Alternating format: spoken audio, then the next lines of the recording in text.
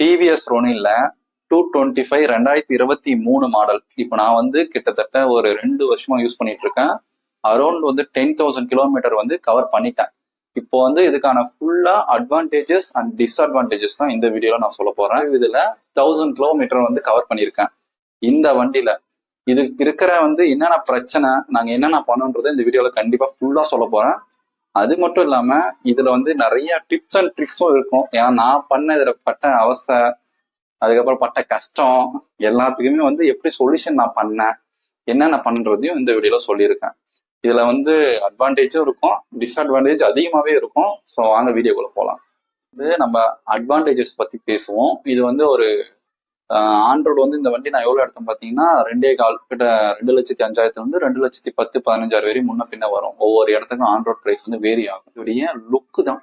ஏன்னா இந்த லுக் வந்து மோஸ்ட்லி யாரும் வாங்குறது இல்லை. அது ரெண்டாவது, அது அப்புறமா சொல்றேன். ஃபர்ஸ்ட் என்னன்னா இதோடைய லுக் வந்து யாருக்கிட்டையும் கிடையாது. ஒரு மாதிரி மஸ்குலரா இருக்கிற மாதிரி பாடி தெரியுது. நிறைய பேர் திரும்பி பாக்குறாங்க. இன்னைக்கு வரைக்கும் நிறைய பேர் வந்து தலையை திரும்பி பாக்குற ஒரு வண்டி தான் இது. லுக் வந்து நல்லா இருக்கு. ஏன்னா ரொம்ப ரேண்டமா தான் வச்சுட்டு இருக்காங்க. ஸோ அதனால நம்ம கண்டிப்பா லுக் வந்து நல்ல ஒரு பிளஸ்ன்னு சொல்லுவேன். ரெண்டாவது, இதோடைய மைலேஜ். என்னன்னா எல்லாருமே 50 சொல்றாங்க அப்படின்னு கேட்டீங்கன்னா 50 மைலேஜ் வராது. அவங்களுக்கு எப்படி வருதுன்னு தெரியல, நடக்கிறாங்களா இல்லை ஓட்டுறாங்களான்னு சொல்லிட்டு. பட் மைலேஜ்னு எடுத்துக்கிட்டீங்க அப்படின்னா நீங்க ஓட்டுற ஸ்பீடை பொறுத்து மாறும். அதான் எல்லாருமே டிரைவிங் ஸ்கில்ல பொறுத்து மாறும். நீங்க போயிட்டு திராட்டில் ரொம்ப வேகமா ரேஷ் டிரைவ் எல்லாம் பண்ணீங்கன்னா மைலேஜ் எல்லாம் எல்லாத்துலயுமே டிராப் ஆகும். ஆனா இதுல என்ன பிளஸ் பாத்தீங்க அப்படின்னா மைலேஜ் அட்வான்டேஜ் தான் வரும் மற்ற பைக்கு இந்த 225cc கம்பேர் பண்றப்போ. ஏன் அப்படின்னா நீங்க இதுல நான் அரௌண்ட் வந்து லாங் ஸ்ட்ரிச் பண்ணேன்னு சொன்னேன் இல்லையா, அதுல எனக்கு கிட்டத்தட்ட ஒரு 45+ மைலேஜ் எல்லாம் கிடைச்சிச்சு. ஏன்னா ஸ்லோவா போனோம். நீங்க வந்து 100க்கு மேல போயிட்டு எனக்கு 50 கிடைக்குமாலாம் அதெல்லாம் கிடைக்காது. வந்து 8க்கு பிலோ ஓட்டினீங்கன்னா உங்களுக்கு நல்ல மைலேஜ் கிடைக்கும். உங்களுக்கு ஒரு ஆவரேஜா 35ல இருந்து 45 கிடைக்கும் நீங்க ஓடுற ஸ்பீடை பொறுத்து. அடுத்த ஒரு அட்வான்டேஜ்னு பாத்தீங்க அப்படின்னா கம்ஃபர்டபுள். இது ஃபேமிலிக்கு ஷூட் ஆகுமான்னு கேட்டீங்கன்னா நான் ஃபேமிலி பர்பஸ்க்காக தான் இந்த வண்டியை வாங்கினேன். ஓகேங்களா, இங்க தாராளமா 2 பேர் வந்து போயிருக்கோம். 3 பேருமே இந்த வண்டியில நாங்க போயிருக்கோம். என்னன்னா 3 பேர், இங்க ஒருத்தர் இங்க ஒருத்தர் இங்க ஒருத்தர் கொஞ்சம் கம்பியில உட்கார மாதிரி இருக்கும். நீங்க வந்து லக்கேஜ் கேரியர் போட்டுக்கிட்டீங்கன்னா 3 பேர் ஈஸியாவே உங்களால உட்காந்து போக முடியும். ஃபேமிலிக்கு கண்டிப்பா யூஸ் பண்ணிக்கலாம். இங்க இப்ப நீங்க வீட்டுல வந்து பெரியவங்களை கூப்பிட்டு போனோம் அப்படின்னா இங்க அம்மாவையோ இங்க நானும் இல்ல இங்க குழந்தைய உட்கார வச்சு எடுத்துன்னு போனாலும் இது கம்ஃபர்டபுள் தான். ரெண்டாவது லாங் ஸ்ட்ரிச் போனோம்னு சொன்ன இல்லையா, மோர் கம்ஃபர்டபுள். எந்த விதத்திலையும் பாடி பெயின்ன்றது வரல, நல்ல கம்ஃபர்டபுளா போகுது இந்த வண்டி. அதுதான் இதுக்கான அட்வான்டேஜ். குறிப்பா இதோடைய சஸ்பென்ஷன். இதுல மோனோ ஷாக் தான் கொடுத்துருப்பாங்க. அதுவும் தான் அட்ஜஸ்டபிள் தான். ஆனா இதை நீங்க அட்ஜஸ்டே பண்ண தேவையில்ல. அவங்க வர்றப்பே ரொம்ப சாஃப்டா இருக்கும். நான் வந்து ஆஃப் ரோடு வந்து இருக்கிற ரோடே ஆஃப் ரோட் மாதிரி தான் இருக்கு. நிறைய இடத்துல பர்டிகுலரா ட்ரை பண்ணி பார்த்தேன். கொடைக்கானல் மலை இறப்பையும் ரைட் சைட்ல ஆஃப் ரோடு வந்து ட்ரை பண்ணி பார்த்தேன். அப்படியெல்லாம் பண்றப்போ ஓகே தான். அதாவது அதோட இம்பாக்ட் கண்டிப்பா முழுசா உடம்புக்கு வரல. எப்பயாச்சும் நீங்க க்ரூசிங் பண்ண போறீங்க, எப்பயாச்சும் டூரிங் பண்ண போறீங்கன்னா உண்மையிலேயே நல்ல வண்டி. டிஸ்அட்வான்டேஜை பார்த்துட்டு முடிவு பண்ணிக்கோங்க. அப்படின்னா மோஸ்ட்லி எல்லா வண்டிக்கும் அட்வான்டேஜ் டிஸ்அட்வான்டேஜ் இருக்கும். இந்த வண்டியில டிஸ்அட்வான்டேஜ் பாத்தீங்கன்னா ஃபர்ஸ்ட் கம்மியிலிருந்தே ஸ்டார்ட் பண்றேன். டிஸ்அட்வான்டேஜோட முதல் வரியே இதுல சீட்டு தான். நிறைய பேர் என்ன சொல்றீங்கன்னா சீட் எனக்கு கம்ஃபர்டா இருக்குன்றீங்க. நீங்க லாங் டிரைவ் போனாதான் அதுக்கான பெயின் தெரியும். பின் விளைவுகள் நிறையவே இருக்கும். ஐயோ மாலா, எரிச்ச தாங்க முடியலடி. பேன 12ஆம் நம்பர்ல வை. ஏன் அப்படின்னா இங்க அந்த அளவுக்கு குஷனிங் கிடையாது, கொஞ்சம் கல்லுமா தான் கொடுத்துருப்பாங்க. ஸோ நான் எக்ஸ்ட்ரா குஷனிங் வந்து போட்டிருக்கேன். இந்த வண்டியில வைப்ரேஷன் இருக்கு. அது எவ்வளவு இருக்குன்னா 80க்கு மேல வைப்ரேஷன் உங்களால கண்டிப்பா ஃபீல் பண்ண முடியும்.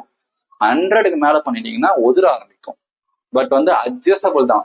ஃபர்ஸ்ட் சொல்லிடுறேன், நிறைய பேர் வண்டியே அப்படிதான் வரும், வண்டி இப்படிதான் இருக்கும், இது கூட அட்ஜஸ்ட் பண்ண முடியாதா அப்படின்னு சொல்லிட்டு கேட்பீங்க. இப்பயே சொல்லிடுறேன், நான் இன்னைக்கு இருக்கிற டேட்ல இருக்கிற பைக்ல கம்பேர் பண்ணோம் அப்படின்னா இதுல கண்டிப்பா வைப்ரேஷன் இருக்கு. மற்ற வண்டிகளை கம்பேர் பண்றப்போ இதுல வைப்ரேஷன் அதிகமாவே இருக்கு. ஸ்பீடு அதிகமா போறப்போ 80 தாண்டறப்போ வைப்ரேஷன் ஸ்டார்ட் ஆகும். எங்க வருதுன்னு பாத்தீங்கன்னா இங்க ஹேண்டல்லையும் ஃபுட் பேக்ஸ்லயும் உங்களுக்கு வைப்ரேஷன் ஸ்டார்ட் ஆக ஆரம்பிச்சிடும். இது வந்து இந்த வண்டியில மெயின் வைப்ரேஷன் இஷ்யூ. இது எங்கதுன்னா இன்ஜின் தான் வைப்ரேஷன் வர ஆரம்பிக்குது. மத்த எந்த ஸ்பேர் பார்ட்ஸும் இல்லை. நீங்க அப்பப்போ வந்து ஸ்க்ரூ எல்லாம் நெட்டு போல்ட் எல்லாம் டைட் பண்ணீங்கன்னா ஓரளவு அரெஸ்ட் பண்ணாமே தவிர்த்து கண்டிப்பா வைப்ரேஷன் உங்களுக்கு. ஹீட்டிங் இஷ்யூ கமெண்ட்ல ஒருத்தரும் கேட்டிருந்தீங்க, இந்த வண்டி வந்து ஹீட் ஆகுது, எனக்கு டெம்பரேச்சர் அதிகமாகுது அப்படின்றீங்க.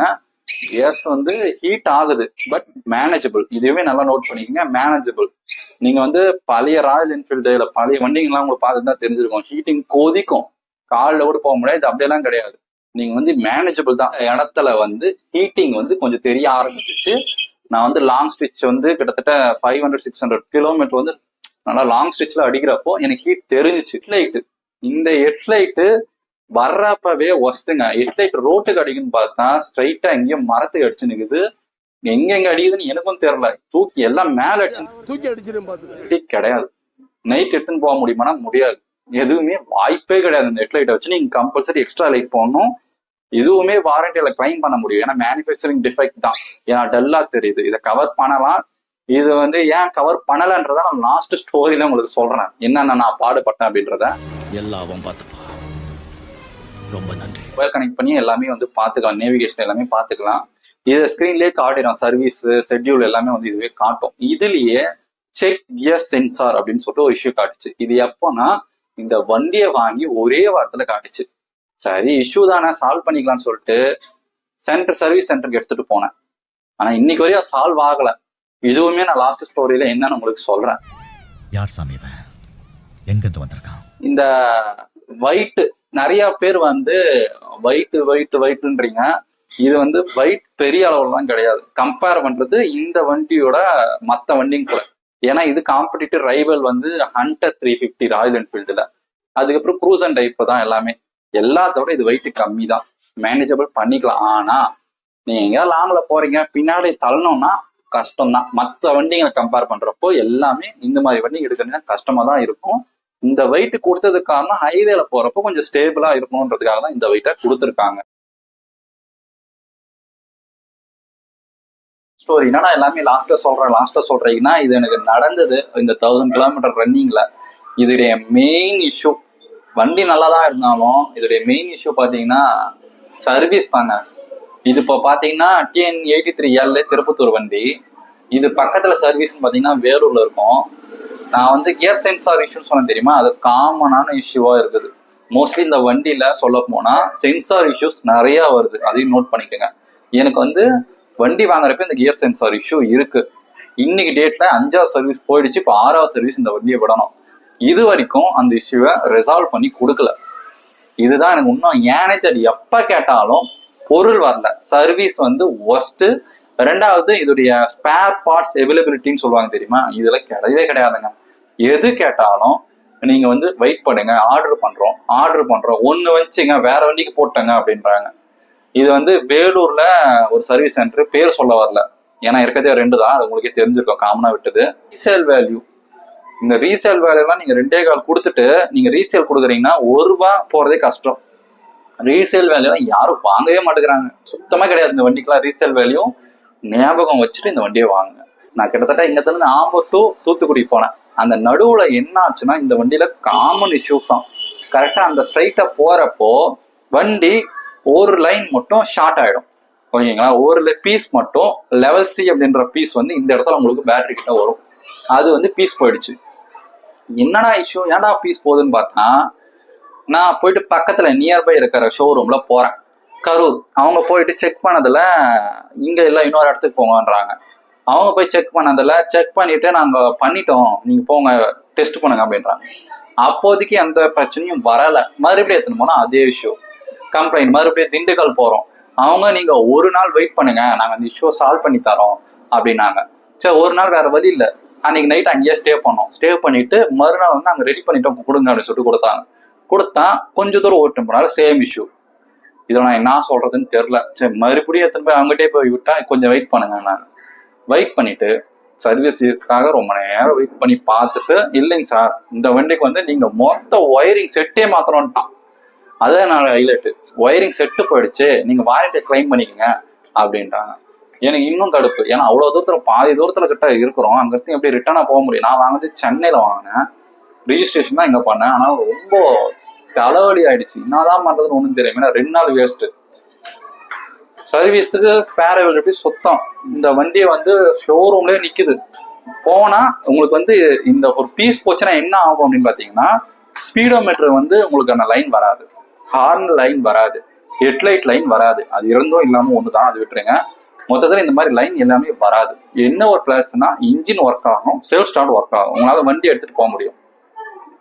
அவங்க என்ன சொன்னாங்க, திண்டுக்கல்ல நீங்க பீஸ் வாங்கிக்கங்க, போற வழியில பீஸை மாத்தி போட்டுக்கங்க போயிடுச்சுன்னா அப்படின்னாங்க. ஒரு இஷ்யூனாலதான் அது பீஸ் போகுது. பீஸை மாத்தி போட்டுதான் என்ன இஷ்யூ அப்படின்றதுக்காக பக்கத்துல நியர்பை திண்டுக்கல்ல தேடுறப்பதான் மதுரை இருந்துச்சு. ஸோ மதுரை பாண்டியன் மோட்டார்ஸ் அந்த இடத்துல வண்டி சர்வீஸ்க்காக போனோம். ஓகேங்களா, அங்க போய் சர்வீஸ் பண்ணோம். அவங்களுடைய இஷ்யூ இந்த வண்டியில காமனா இஷ்யூ இருக்குமா, உங்க வண்டியில இருந்துச்சுன்னா சால்வ் பண்ணுங்க. இதை யாராச்சும் வந்து சர்வீஸ் பார்த்துட்டு இருந்தீங்கன்னா இந்த வண்டியில காமன் இஷ்யூ இந்த இடத்துல. ஓகேங்களா, வண்டி பில்லியன் ஒருத்தர் உக்காந்து போறாங்க அப்படின்னா இந்த இடத்துல ஒயர் வந்து ஷார்ட் ஆகுது. ஓகேங்களா, பேக்ல போற லைட்டு ஒயர் வந்து ஷார்ட் ஆயிருக்கு. உக்காந்து அந்த இடத்துல ஷார்ட் ஆனனால அது ஒவ்வொரு டைம் ஷார்ட் ஆகிறப்பையும் இங்க இருக்கிற பீஸ் போகுது. இவ்வளவுதாங்க இஷ்யூ. மதுரையில போனேனே ஒரு 5 நிமிஷம் தான் ஆச்சு. எடுத்தாங்க, அந்த இடத்துல டேப் சுத்தினாங்க, லாக் பண்ணாங்க. அந்த இஷ்யூ இன்னைக்கு வரைக்கும் வரவே இல்லை. ஸோ ஒரு 10 நிமிஷம் ஒர்க் பண்ணிக்கலாம். அதை விட்டுட்டு நீங்க மொத்த பீஸே மாத்தணும், 2 நாள் வெயிட் பண்ணி தெரிலன்னு சொல்லிட்டு போயிடுங்க. சர்வீஸ் தான் உண்மையிலேயே ஒஸ்ட். மறக்கவே முடியாது இந்த வண்டியை. ஏன்னா டிஸ்அட்வான்டேஜ் பிரச்சனை இல்லாத வண்டிங்கெல்லாம் கிடையாது.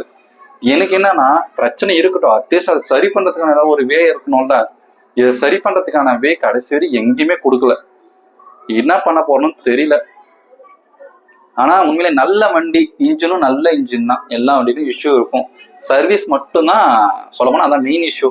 அந்த ரீசன் இருந்துச்சுன்னா இந்த வண்டியெல்லாம் உண்மையில வேற லெவல்ல போயிருக்கும். உங்களுக்கு ஏதாச்சும் இந்த வண்டியில டவுட் இருக்குதுன்னா ஃபுல்லா கிளியரா உங்களுக்கு எக்ஸ்பிளைன் பண்ணியிருப்பேன். இதை நீங்க வாங்கலாமான்னு கேட்டீங்க அப்படின்னா ஒரு கேள்விக்குறி, பெரிய கேள்விக்குறி. நான் வாங்கணும்னு சொல்லல, வாங்க வேணாம்னு சொல்லல. ஏன்னா நான் வாங்கிட்டேன், நான் பட்டது எல்லாத்தையும் உங்ககிட்ட சொல்லிட்டேன். வாங்கணுமா வேணாமன்றதை உங்ககிட்டே ஒப்படைக்கிறேன். நீங்களே வந்து யோசிச்சுக்கோங்க. அண்ட் தேங்க்ஸ் ஃபார் வாட்சிங்.